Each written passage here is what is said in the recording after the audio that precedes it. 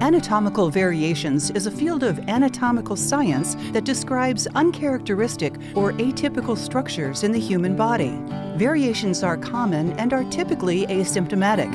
Anatomical Variations, tonight on Call with the Prairie Doc.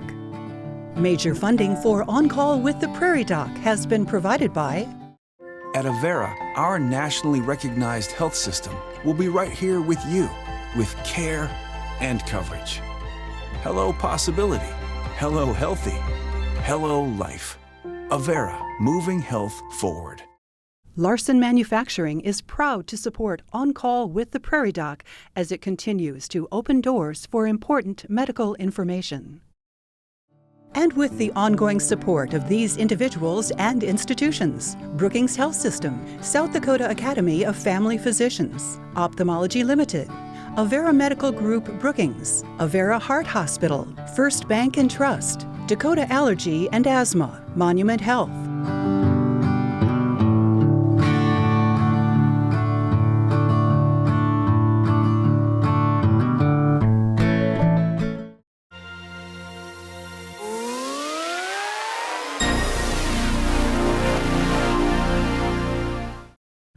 Welcome to On Call with the Prairie Doc, health information based on science, built on trust.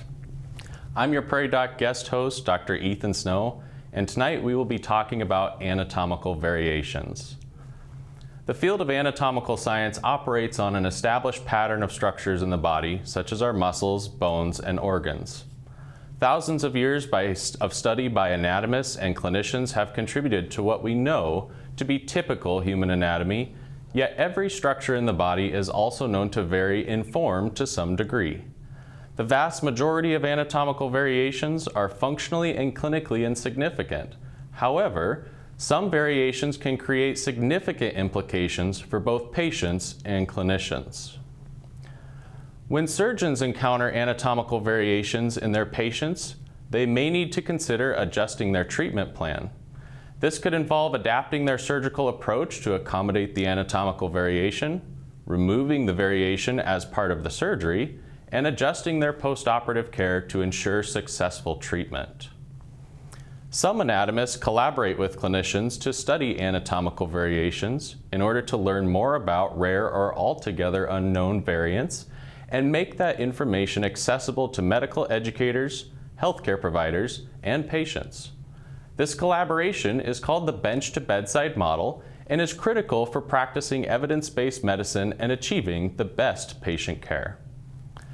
As an anatomist and assistant professor of innovation in anatomy at South Dakota State University, I conduct research on anatomical variations and consult with many physicians about non-typical structures in the human body.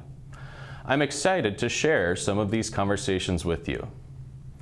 Tonight, we will discuss what happens when our anatomy doesn't quite match what is considered characteristic norm, and how medical professionals work together to navigate these variations to promote the highest quality medical education and patient care. This evening, we are joined in Yeager Media Studio on the campus of South Dakota State University by orthopedic physicians Dr. Brian Aamlid from Sanford Health in Sioux Falls and Dr. Yorell Manon-Matos from Avera in Sioux Falls. Welcome, and thank you so much for joining us this evening. Thank you. Dr. Aamlid, before we dive into our discussion, could you please share a bit about your background and what inspired you to pursue a career in orthopedics? I grew up in a small town in South Dakota, Bridgewater. I came to college at SDSU, so this is home territory for me. Graduated in 1981. Married a lovely young lady from Del Rapids who I met here at college, and we moved to the Twin Cities for medical school at the University of Minnesota, 4 years in the Twin Cities, and then orthopedic residency at Mayo, 5 years there, and then we returned to the Sioux Falls community in 1990. I had an inkling about medicine from early on, and nothing caused me to sway from that path. In fact, things seemed to happen that reinforced that path for me. As I entered medical school, one of the questions we get asked is what medical specialty or medical area we think we will pursue. And I had done summer coaching with kids. I enjoyed working with kids, so I said, I think I'm going to be in pediatrics. And then my third year of medical school, as we started doing clinical rotations, my first rotation was general surgery. And I had had no exposure to an operating room environment. And it was an environment that spoke to me in a big way. And it was a comfortable environment. It was an environment I really felt good about. And so that changed my thinking, put me on a little bit different path. And part of my life had been heavily involved with athletics. Orthopedics seemed a very, very natural place for me to go. I found the appeal of orthopedics was identifying an issue that a patient was having and being able to treat that issue in a way that could be very, very helpful for that patient in terms of improving their quality of life, allowing them to do things that if they had found necessary to perhaps defer or not be involved in anymore. So making patients' lives better, orthopedics had a great appeal. It's been a wonderful career. Yeah, that's great. Thank you so much. Dr. Manon-Matos, same question. Please share with us about your background and what inspired you to go into orthopedics. Well, no, I'm from the Northeast originally. I grew up outside Philadelphia. I obtained my education out east, Princeton University for undergrad, and I majored in biology and molecular biology. I went to Dartmouth for med school, and then I moved to South Dakota by way of my fellowship at the University of Louisville. And that's where I got focused in hand surgery. I can speak to hand surgery the most. And really what appealed to me probably less poetic approach. It was just very visual and it's very technical, and I like the patient stories the most, and that's what always brought me to this. Yeah, absolutely. Yeah. Thank you both. Of course, yeah. So we are going to use some cases of anatomical variations from the Snow Lab research team's dissection-based anatomical research to guide our discussion tonight. Let's take a look at the first case, which involves an extra muscle that developed in the hand. You can see in the image, we have a left hand which has been dissected. The skin has been removed. You can see the tendons that look like white bands, which extend to the fingers to control our finger movements. The nerves have been highlighted yellow and the arteries have been highlighted red. I want to draw your attention to the group of muscles which are brown in color. These muscles are collectively called the hypothenar muscles, and they control movements of the little finger. There are typically 3 hypothenar muscles, but in this case, the muscle with the white stars on it in the magnified image on the right is a variant 4th muscle that developed. It is rare and not present in most people, and the muscle is capable of provoking significant clinical implications. Dr. Manon-Matos, given your specialty is in upper limb orthopedics, can you please share with us some clinical considerations that come to mind if you had a patient with this variant muscle? Well, immediately, the number one thing that you think of when you see any variation, well, when you think of the hypothenar eminence, and what really brings you to it, more often than not, is nerve compression problems, especially the ulnar nerve or branches thereof. And there are lots of other things that can be that are implicated. You can have ulnar artery aneurysms, masses, ganglion cysts, a whole host of things. That's probably the most common reason we're there. And so the first thing I think of if I learn about a new variation in the muscle is that, well, that means I'm going to have a new variation in the nerve. And in fact, there is a study published by Gupta years ago about different arborization patterns of the ulnar nerve and, for the hypothenar musculature, and that's a fascinating study in the Journal of Hand Surgery. But and what I like about variations like this is that it keeps you humble, keeps you down to earth. Just because the roadmap is the same 99% of the time, that 1% you just can't forget. The minute you take it for granted, that's the minute you get in trouble. But to circle back, it's really, you think of whenever you see a muscle, there must be a nerve. So you have to think about the nerves. And that's part of the challenge in dealing with this part of the hand. Yeah. So you mentioned ulnar nerve compression, right? Which you can see UN is labeled on the ulnar nerve in the image, and Yes. that nerve goes right underneath of this muscle that shouldn't be there. So can you describe what patients might experience if that nerve is compressed? What is the function of the ulnar nerve in terms of the hand, and why is it important that it is maintained in its integrity? Yeah, so the ulnar nerve is crucial.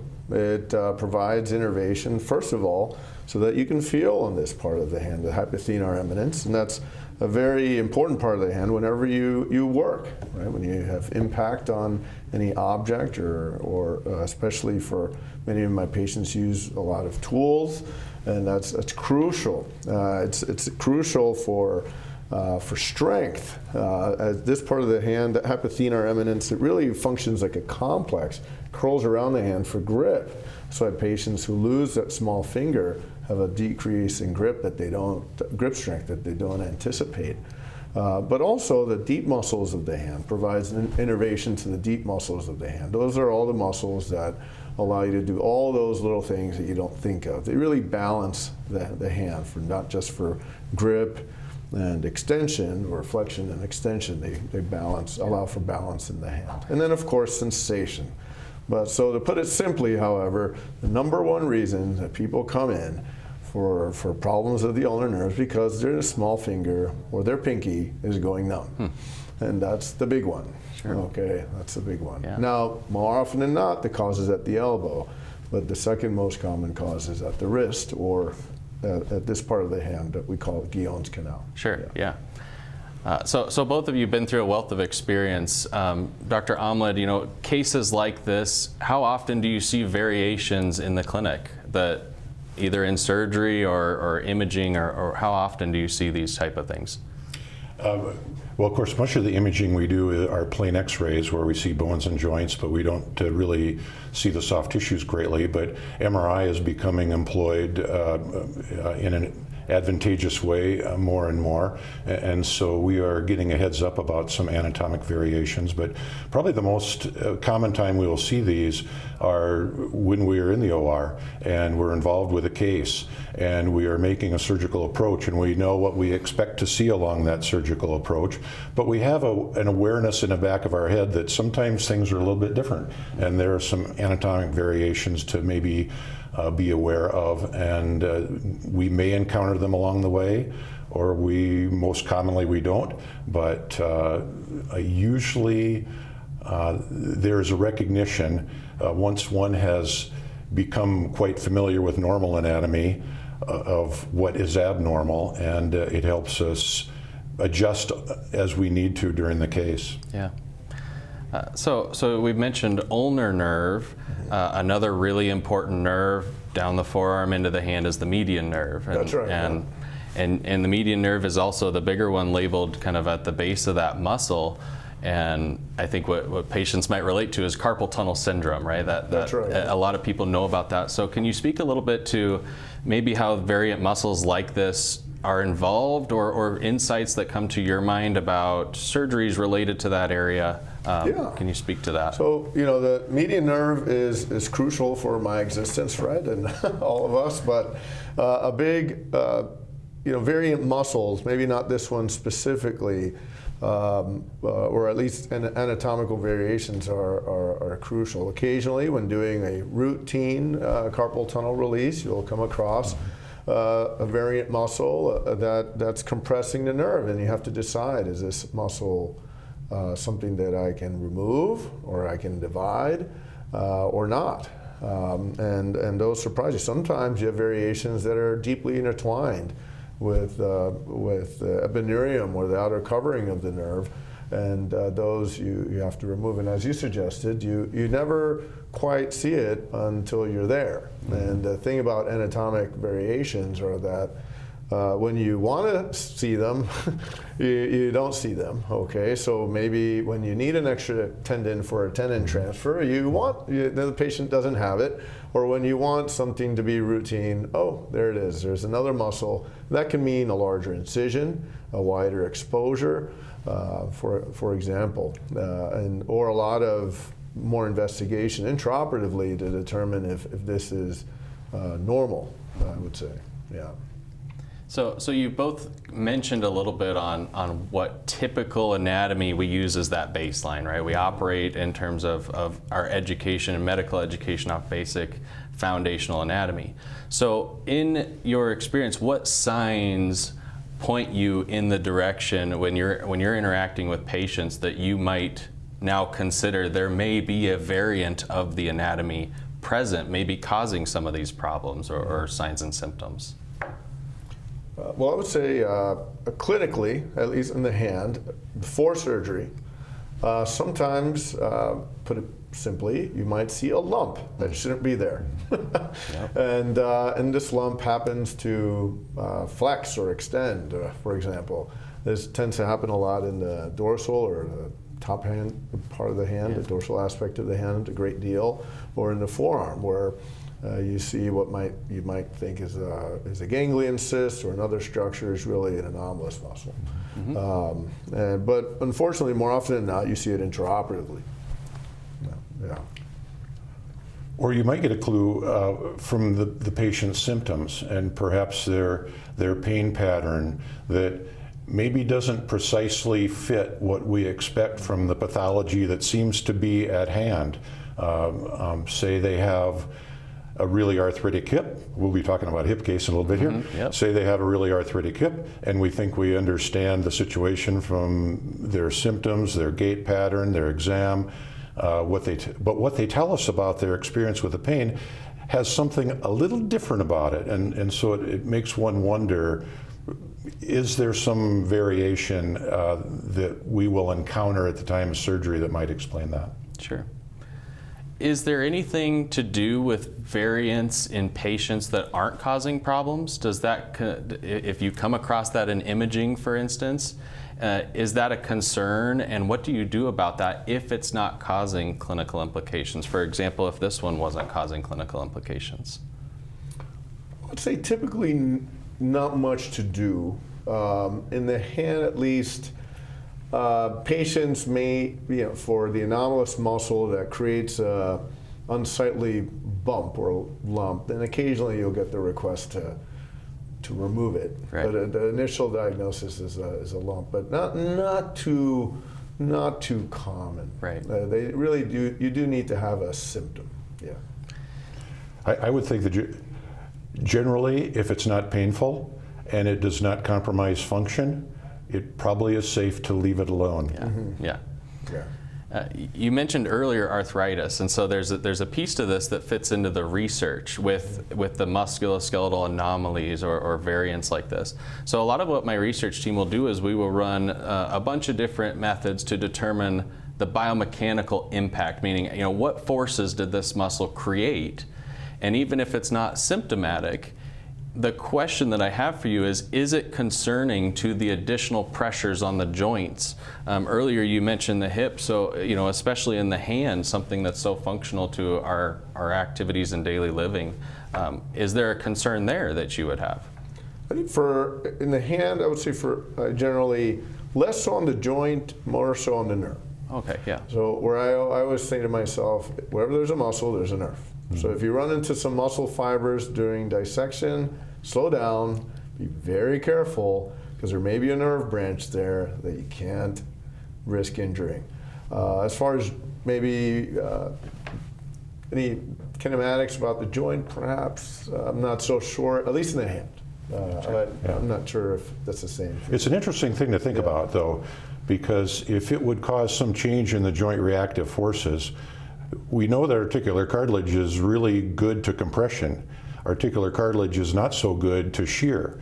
So would changing the joint reactive force, or maybe changing the vector of force, transition the forces maybe a little more towards shear, maybe a little away from compression? Would that compromise that joint earlier in some manner? Not sure, but interesting to think about. Absolutely. All right, thank you both for the insights on that case. In June 2024, I took some of my research students to Weill Cornell Medicine in New York City to present their anatomical variations research at the annual conference of the American Association of Clinical Anatomists. Prairie Doc spoke to two of these students. During the 2023-2024 academic year, SDSU students Max Miller and Logan Talam were selected for the anatomy internship. Their projects on cadavers were vastly different from each other. Talam's project started with a case that Dr. Snow didn't know much about. My project is about some discs that herniated in the back and then they fused together into bone, which made a case that was super rare, not really seen before, very little research and literature about it. Talam's time researching was a surreal moment for him. He says this was his first time completing research, and his project had very little supporting information. We got to dissect this cadaver out, make it look really nice, the specimen and everything. Then we took it down to the University of Nebraska Medical Center, got some magnetic resonance imaging of it, which was super cool. I'd never experienced that before. So we got really good pictures with that. And then after that, we got to even saw the spinal column into little sections, pair those images up, MRI and gross imaging, which was super, super cool to see and compare those. Miller's project started out with an interesting case. The cadaver had what he calls bonus muscles underneath the pinky finger into the lower hand. These extra muscles are unique. Most people don't have them. Our goal was to kind of showcase what this muscle is, because that gives indication of where it's connected, what its action is, and also to kind of give insight into, like I said, the biomechanical action of this muscle and actually how much impact this muscle has on, in our case, moving the pinky or flexing the pinky. What both students were able to accomplish will help their careers and the medical field as well. If they're doing a hand surgery or a carpal tunnel or a Gunyan's canal release surgery, are they able to cut this muscle? Will that have impact on the intrinsic movement of the pinky? If not, are they able to move this muscle in a certain direction that, will allow them to gain access better to the region that they're looking to, let's say, perform a procedure on?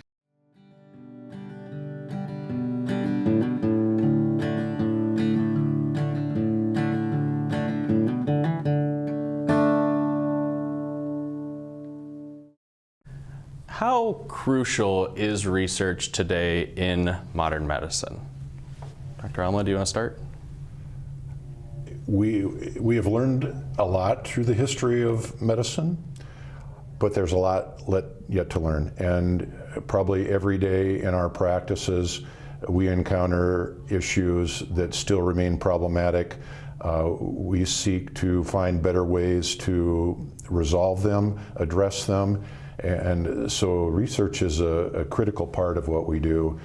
We depend on better answers forthcoming. We depend on better methods for accomplishing what we need to accomplish so that we can do a better, safer, more efficient job for our patients, more predictable, and that they can benefit in the end.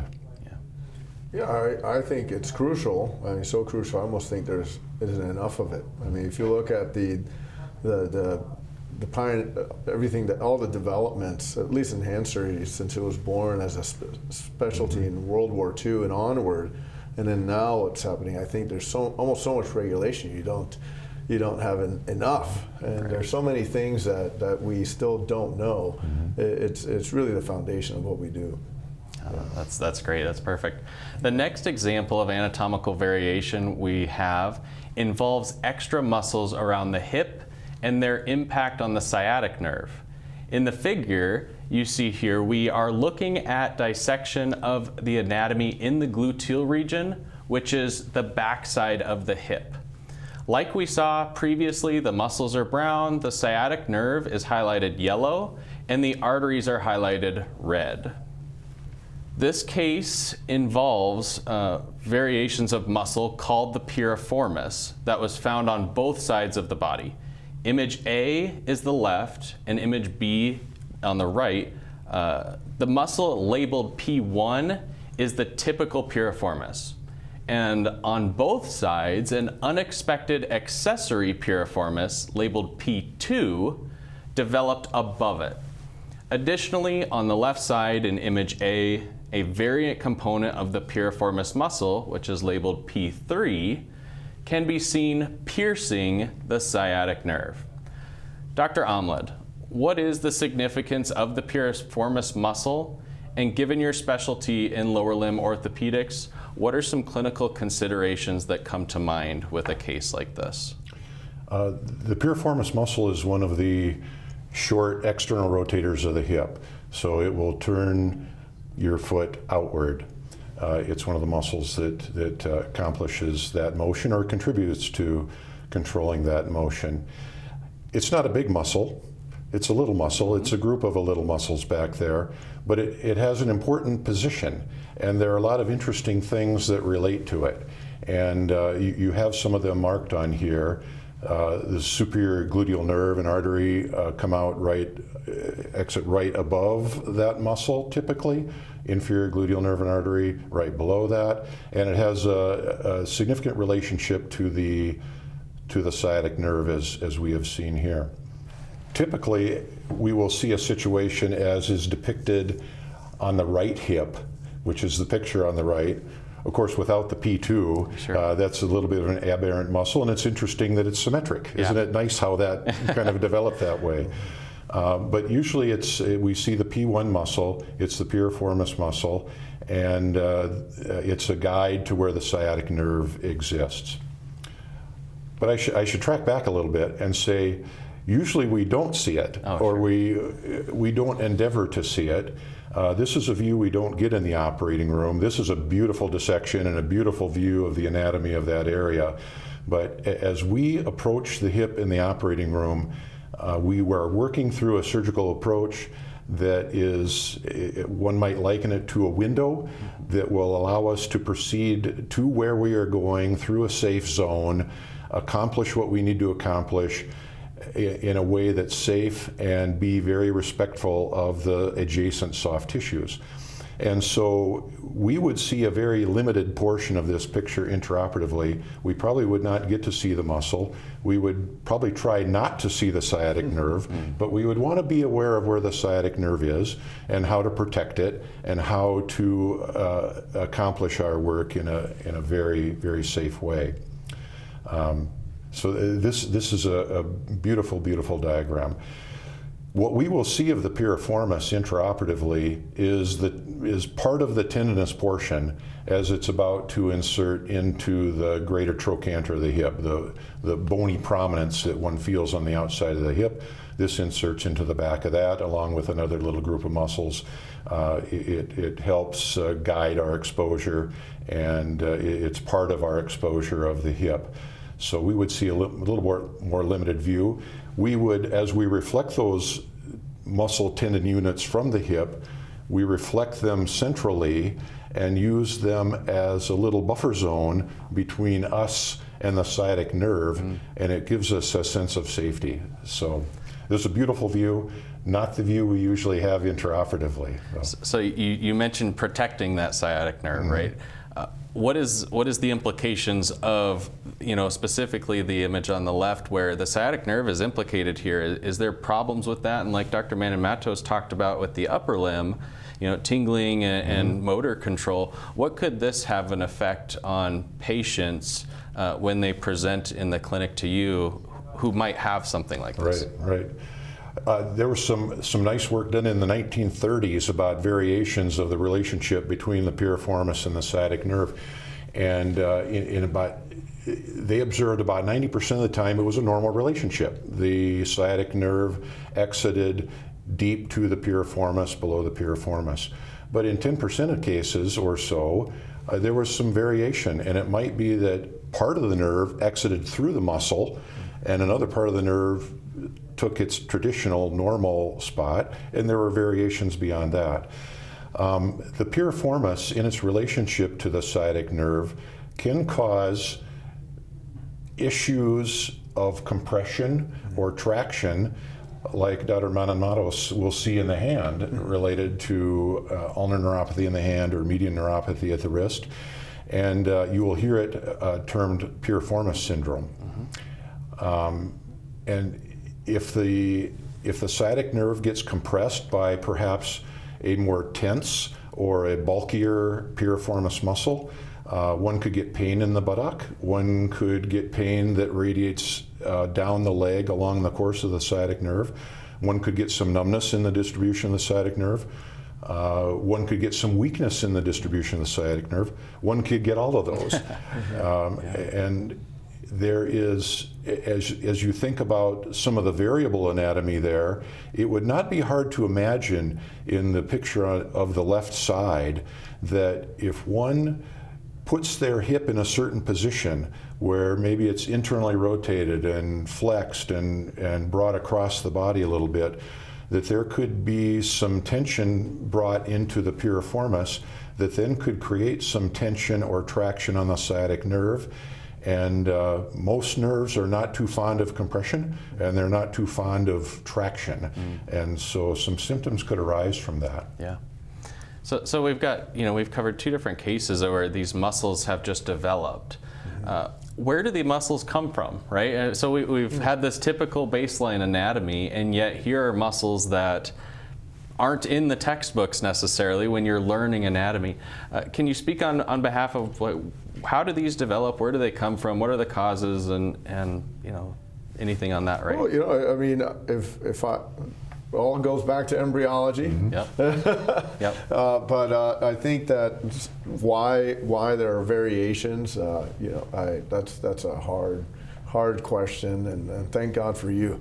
But I wanted to echo something that you said before, that when you see these compression problems, they don't during surgery, the nerve and the muscle, even if you see a variation, might look normal.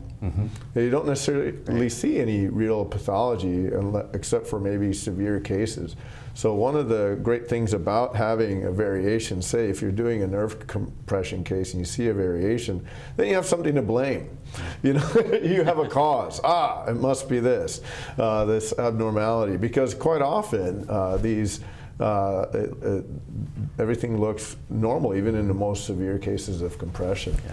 But no, to circle back, it all comes down to embryology. And, I often use a string cheese analogy where muscles develop all together and then they slowly separate, and you can peel string cheese, and every now and then you get that little slip in between the two pieces, and so that's one of the embryology explanations is where do they come from? Well, sometimes there's those extra little slips that can form, and sometimes they just develop all together, completely unique. So. Yeah, embryology is a big part of hand surgery on the boards, but if you want to see an audience of hand surgeons watch their eyes glaze over, go back to all the genetics related to embryology. That's so thank God for embryologists. Exactly. And human development there's a lot of steps that have to come together at just the right time, and probably most of us have some anatomic variation of some sort that we don't even know about and may never know about, and they happen in a certain percentage of people. I'm one of the 10 or 15% who don't have a muscle tendon unit through my forearm into my palm called the palmaris longus. And that would put Dr. Manon-Matos at a disadvantage if I had a tendon injury in my hand for which he needed some graft material, because it can be really handy for that. That's right. When you want it, you don't necessarily have it. So these variant muscles can be useful. They can be used as tissue. Speak a little bit more to that. So part of my practice includes tendon transfers, but I did want to say that just because you have a variation doesn't mean it's an abnormality. Right. Okay, and even patients who have extra digits, it's not necessarily they don't function abnormally. These are just variations. But in the setting of hand surgery, it does become very crucial. So a big part of tendon transfers, where you take one tendon or a muscle tendon unit to serve in a function that it's not really supposed to do. So if you have an extra tendon like a pulmonary, well, if maybe not an extra tendon, but if you have an anomaly, that gives you more graft material, so you don't have to sacrifice something that could be used. And in the hand, luckily, you have quite a bit of redundancy, so you do have structures you can utilize. Yeah. And in this hip case, if you were doing a total arthroplasty or a hip replacement, does that alter your approach? I mean, can you speak on, when that happens, what do you do about it? Typically before a total hip, we will, of course, there's the history and the exam, and we depend on plain radiographs, and most of the time plain radiographs are adequate for us to assess the hip and plan an appropriate operation. Occasionally, we'll have access to an MRI, and so we may pick up on some unexpected finding from the MRI that we didn't know about. But would a finding like this alter a surgical plan is a pretty good question, and I would expect that in most circumstances it may not. There are different approaches to the hip. There are different ways to get to the hip. And historically, the most common way has been a posterior approach to the hip. So it would go through this part of anatomy. Mm-hmm. And maybe I think on the left side, as you look at that muscle tendon complex with P1 and P2, you look at the tendon and you say, that tendon has a little bit of an interesting appearance to it. I wonder if there's something going on upstream. And you might say in your mind, wouldn't it be interesting to follow that along? But then you'd quickly say, that probably would not be a necessary thing to accomplish this operation. It would involve additional dissection, there'd be more bleeding, there'd be more soft tissue damage. It'd put me in a place where the sciatic nerve would be more at risk than it needs to be, and so I probably am not going to go there with that. I'm going to stay with the task at hand. But this has historically been the commonest way to the hip. That's changing now. One can also access the hip from the outer side, the lateral side, and what seems to be transitioning to the favored approach to the hip is approaching the hip from the front.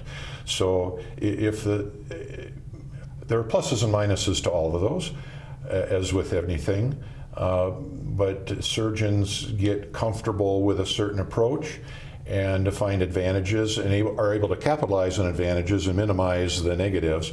And I can't imagine that a finding like this on an MRI would influence a surgeon to say, I'm going to go from the back so I can take a look at this.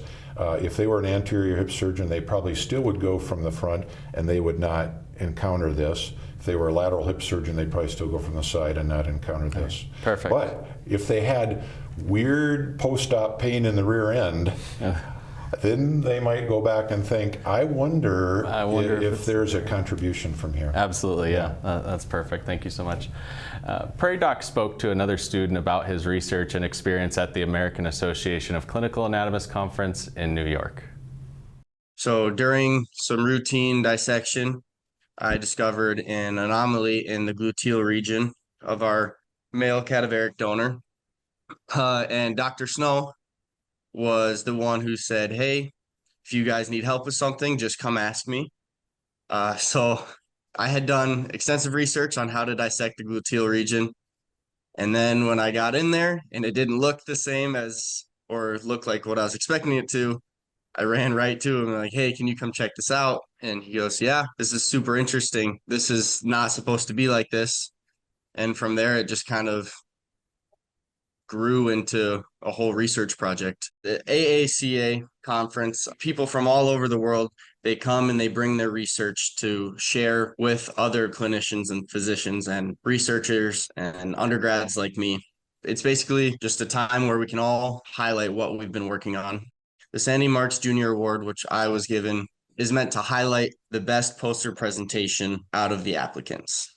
This has really just helped me kind of come into my own, realizing, yeah, things might be difficult things are gonna be difficult, but I can get through this. I've done it before and I can do it again.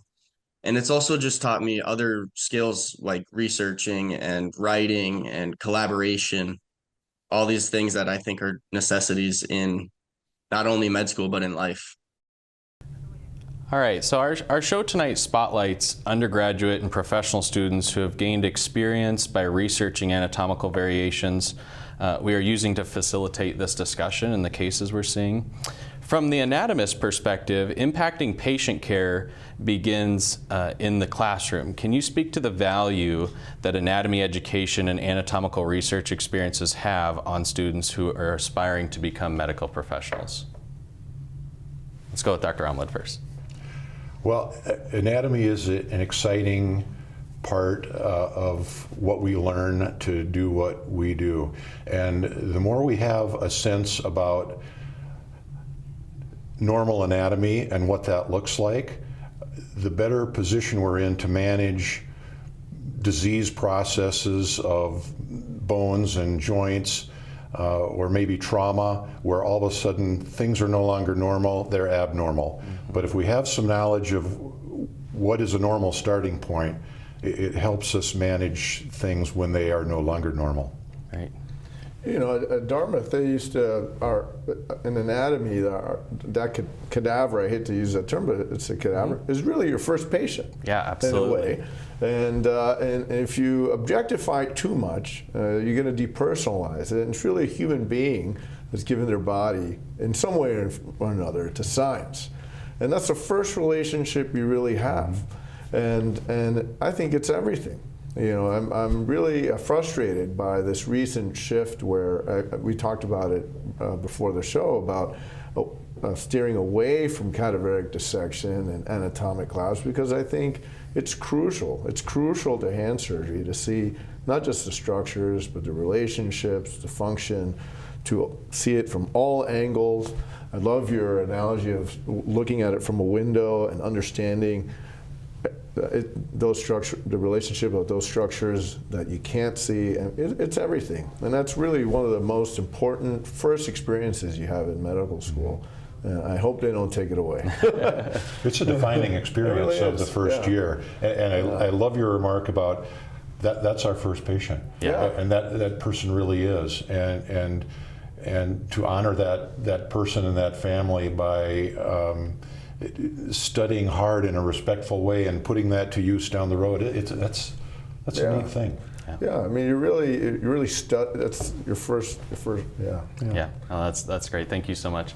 The last case we'll examine tonight is about a clinical condition called herniated intervertebral discs. Intervertebral discs are structures between each of the vertebrae that make up our spine. They essentially separate and cushion each of the vertebrae to allow our backs to be flexible. In the case you can see here, the anterior or front side of 4 thoracic vertebrae are labeled T7, T8, T9, and T10. Under the dashed line labeled B are herniated intervertebral discs, which have ossified or turned to bone and fuse the vertebrae together. Image B on the right is an MRI of the case in which you can further see the ossified herniations and the intervertebral discs between each of the vertebrae labeled with arrows. I chose this case to wrap our discussion because the spine protects the spinal cord, which is where all of the nerves come from that we saw in the hand and the hip cases. And conditions like this can certainly cause clinical implications in the upper and lower limbs, despite being in a totally different region. So, how can a condition of the spine, such as herniated intervertebral discs, affect limb function, either upper limb or lower limb? Let's start with upper limb. That's a big one for hands, because you can't think about hand or nerve problems in the hand without thinking about in our case, the cervical spine. That's and you're going to shortchange yourself as a physician, your patient, and unfortunately, there are many, many patients out there who've had numerous peripheral nerve decompressions, and no one ever looked at the cervical spine. So that's a big one, and so you were talking before about the hypothenar eminence and the ulnar nerve. one of the things you really have to look at is prior interventions or problems, either the cervical spine, at C8 or at the brachioplexus, say, and that's crucial. Yeah. Lower limb? Yeah. It's like, where is this nerve being compressed? Is it high? Is it low? That's right. And it can be more central, it can be more peripheral. But the lumbar spine it interacts with our world in the lower extremity, of course. And there's a increased consciousness of the relationship between the lumbar spine and the pelvis and how that affects the hip. So when we see patients with hip conditions, there is a significant overlap in the symptoms between hip things and spine things. There's a big overlap with hip and knee things. The knee can affect the hip can affect the knee. And so everything, there's a big connectedness with this. And so we have to be conscious of that as we talk to patients, evaluate them. And one of the interesting things is you go through the evaluation and you find that this is not only a hip thing, but it's a back thing too, and then trying to sort through, is it more this or is it more that, and figure out what's the primary source of their issue. As an innovations in anatomy anatomist, a lot of what I'm concerned about is thinking about innovating education to better prepare our students for medical practice. So can you say something in terms of the innovations that you have seen and are using in upper limb orthopedics and lower limb orthopedics, and particularly how that should be incorporated into the medical curriculum? I would say a big one in hand surgery and upper extremity is really that of using a scope of some kind, endoscope, and now there's even a push for robotics. I think it may be similar in your case, and that's a big one, and that sort of amplifies the window concept, you know, even more. Perhaps one with innovation, you always want to keep thinking outside the box. Never put any idea down, because you never know. That's a big one for as a student. You know, the only dogma is good for the dogs, right? That's but you want to perhaps trying to stimulate those different perspectives via in the laboratory. This is what a view of certain structures looks like through an endoscope. This is what it might look like from a robotic standpoint now with artificial intelligence. And I think that's probably where things might go 50 years from now, where it's all digital simulation, and that's a big one also. Simulation training in all aspects of surgery. So in light of AI, virtual reality, extended realities, and all these really technological advancements, you know, how is that playing in the clinic? And again, that loop back question of where does it belong in the medical education curriculum? The VR thing, we are having some experience with that. Our hand surgeons are doing they have in-office procedure rooms, and so they are doing some hand surgery procedures in the office under a local anesthetic, the patient's awake, and they are using VR to allow the patient to be in a very happy place while whatever is happening to their hand is happening to their hand. And so that's an interesting thing. But there's a wealth of educational opportunity with VR too. We are a technology-heavy specialty in orthopedics. We have great tools, and the tools only continue to get better. Yeah. Our conversation tonight has centered around these 3 cases of anatomical variations that were discovered by SDSU anatomy research students on human cadavers, and we touched on this topic earlier, but can you speak to the importance of human cadavers in anatomy and medical education? Dr. Manon-Matos, you said it earlier, so maybe Dr. Aamlid, can you reflect on that too, of the importance of cadavers in education? It's a critical part of our training, I think, and what one can learn and experience in the anatomy lab goes way beyond what one could see in a textbook or on slides or on some other format.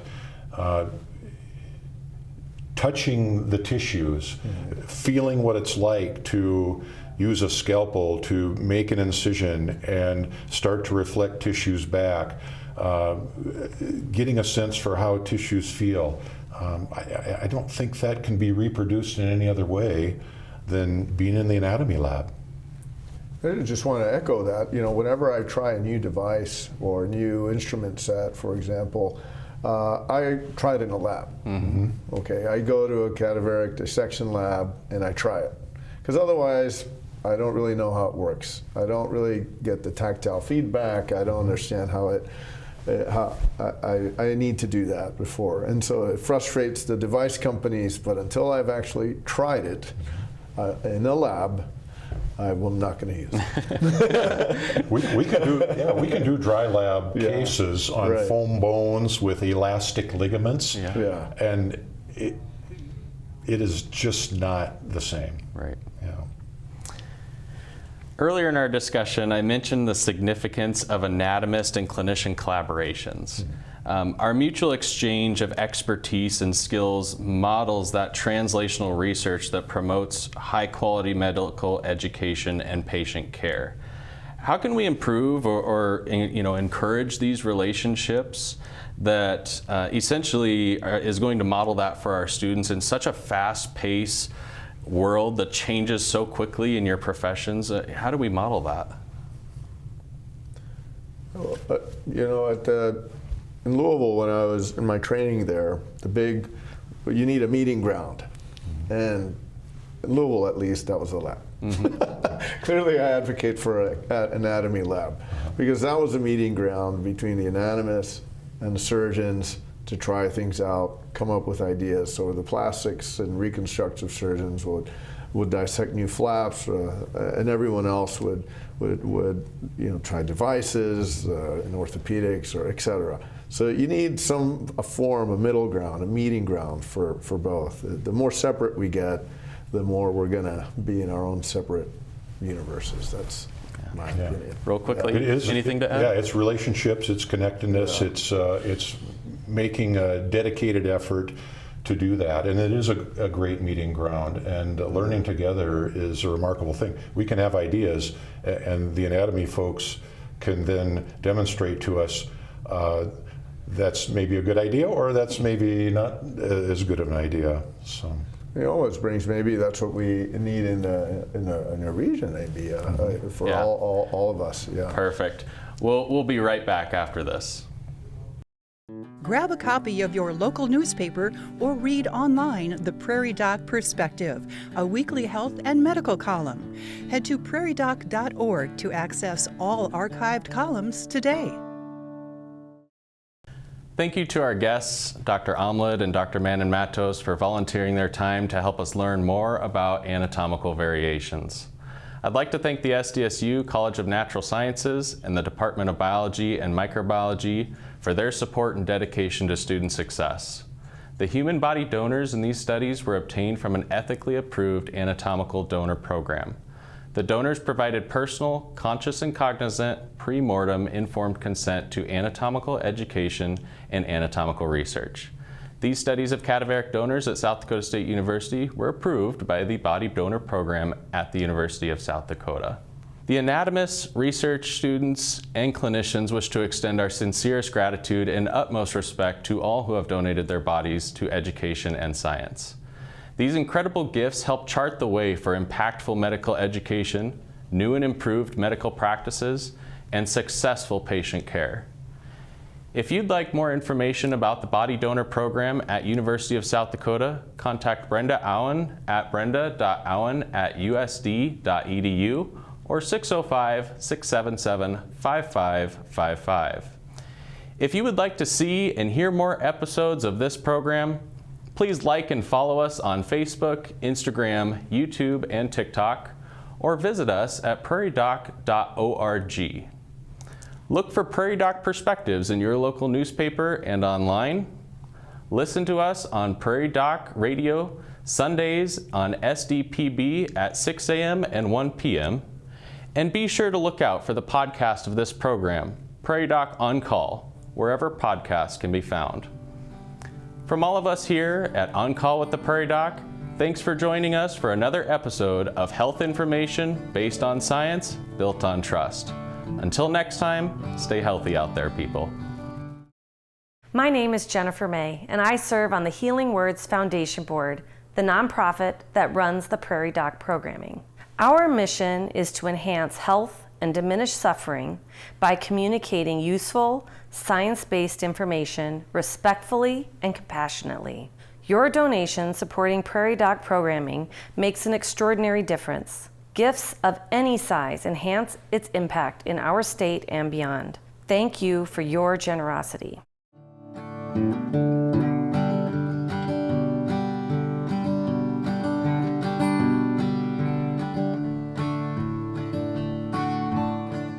Major funding for On Call with the Prairie Doc has been provided by At Avera, our nationally recognized health system will be right here with you with care and coverage.